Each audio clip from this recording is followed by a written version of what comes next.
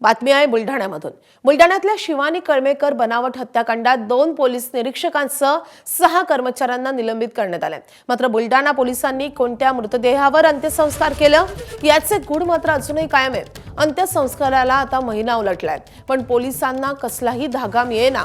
यामुळे पोलिसांची क्षमताच आता चव्हाट्यावर आली आहे। पोलिसांकडून यासंबंधी कसलीच माहिती दिली जात नाहीये। पोलिसांनी दुसऱ्या कुठल्या केसमध्ये या कळमेकर पितापुत्रांना गोवण्याचा प्रयत्न केला होता का अशी शंका या निमित्ताने व्यक्त होते आहे। दरम्यान या प्रकरणाची व्याप्ती आणि संवेदनशीलता बघता ही कारवाई थातुरमातुरच आहे।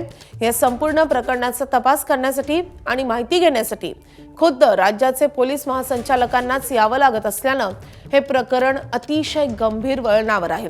विशेष म्हणजे पोलीस महासंचालक सदानंद दाते आज अमरावतीत दिवसभर याच प्रकरणाची चौकशी करतील। आपल्याच मुलीची न केलेल्या हत्येप्रकरणी बुलढाणा पोलिसांनी मध्य प्रदेशातल्या बापूराम कळमेकर आणि अजय कळमेकर या पितापुत्रांना 22 दिवस जेलमध्ये डांबून ठेवलं होतं।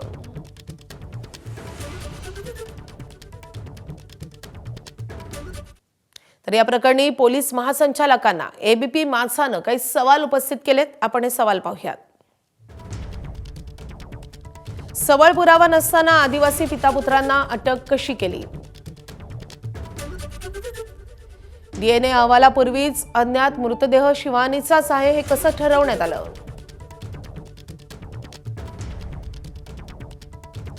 कळमेकर पितापुत्रांच्या 6 दिवसांच्या कोठडीत पोलिसांनी काय शोधलं? अनोळखी मृतदेहाची ओळख पटण्यापूर्वीच पोलिसांनी निष्कर्ष कसा काढला? अज्ञात मृतदेहाचं प्रकरण दडपण्यासाठी शिवानीचं बनावट हत्याकांड घडवण्यात आलं होतं का हा देखील सवाल विचारला जातोय। शिवानी समजून दफन केलेला अनोळखी मृतदेह कोणाचा या प्रश्नाचं गूढही कायम आहे।